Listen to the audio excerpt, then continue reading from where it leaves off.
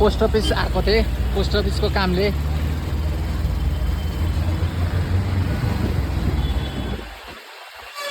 त्यो जक्सन हो है, जक्सन जक्सन।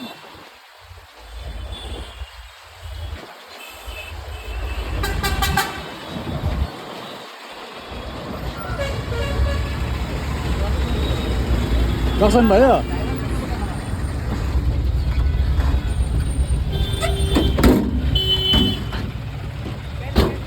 होइन हौ, म यहाँकै हो। जक्सन हो है, जक्सन। यहाँ पोस्ट अफिसको कामले आएको थिएँ हो। अब पोस्ट अफिसको काम सक्यो, अब घर जान्छु।